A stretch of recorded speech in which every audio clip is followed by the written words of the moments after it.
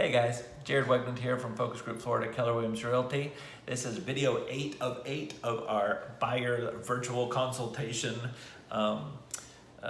process for the whole purchase process for you. Okay, so now we're going to be talking about closing. So we've gone from start to finish. We've held your hand the entire way. That's what we do. We've done it a zillion times. We know what we're doing. And we know that it's a weird thing to do. Even if you've owned homes before, sometimes even you've got people in their 50s and 60s. They've only done it 2 or 3 times in their lifetime. And guess what? If the last time it was purchased was 10, 12, 15 years ago, things have changed a little bit. And that's okay. So this is what we do every day. We help you with all of that. So we did our virtual consult. We did the pre-approvals. We've done the search, narrowed down the homes. We've gone and seen the homes, whether virtually or in person. We've submitted offers, got contracts. We did the inspections, completed repairs, completed appraisals, did the final underwriting and clear to close and your final walkthrough. Now, finally, it's closing day. Now, on the buyer side of things, you usually have a pretty decent stack of papers to sign. Now, in some cases, the bank, the mortgage company, actually can have you pre-sign a lot of your documents, which is pretty great.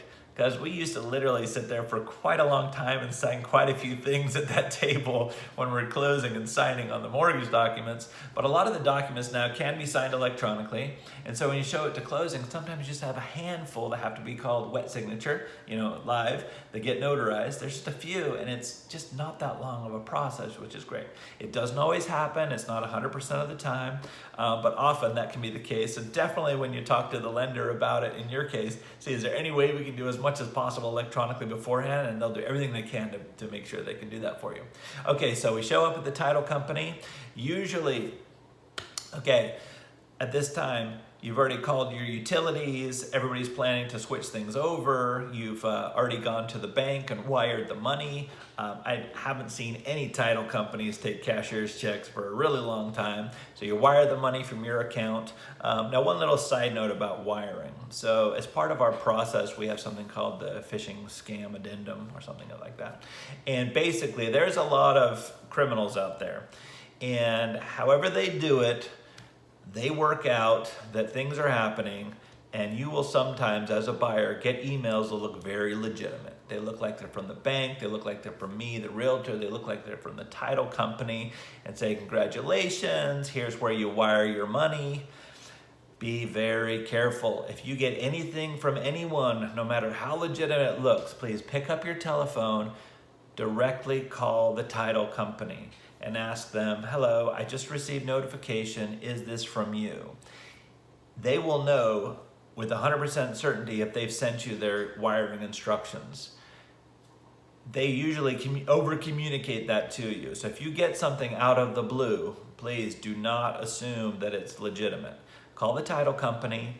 They will confirm with you, and you can confirm with them over the phone. This is the numbers that I have. This is the account that I have. This is the routing number that I have. This is all the details that I have. Is this accurate? And when they say yes, then you can feel confident that you can take that to your bank and wire the money to the correct location, okay? There have been people taken advantage of. Crooks have gotten a hold of them, and they were able to swindle them out of tens of thousands of dollars. So just be careful, okay? That's a side note. Nothing to panic about, but it is real. There are real criminals out there. Just confirm through your title company when you're sending in large amounts of funds for your closing. Okay, that's the end of that. So we've done the walkthrough. We're good to go. We've wired the money. You've contacted your utilities, all that stuff. We show up to the closing, which is usually at the title company. So a few documents are signed, and they will go over the details for you about homesteading your property. Is this going to be your primary, your residence? They're going to talk to you about don't buy into any of the schemes that are trying to charge you to send you a copy of your deed quicker. The title company is going to do it anyway. So as soon as you close, you're going to get a stack of junk mail because people buy this list of public records. And you're going to just throw it all away. If it's not from me, if it's not from the lender, if it's not from the title company, just throw it away. They're just trying to sell you stuff, okay? Your deed will come. All of your documents will come recorded. Depending on what's going on with the current situation, within about 30 days or so, that's pretty typical, okay? So when you get these letters, hey, we'll expedite your deed, don't worry about it, okay? The title company is taking care of it. You sign the documents. Usually at that time, you get access to the property, you get the keys and everything, and it's all yours. So that's very brief within our little eight little videos that we've done here for you. We hope that has been informative and helpful. If you know people at work or church looking to buy, sell, or invest in real estate, please have them give us a call. Again, this is Jared Weggeland here, Focus Group Florida, signing off, and we'll see you soon. Bye-bye for now.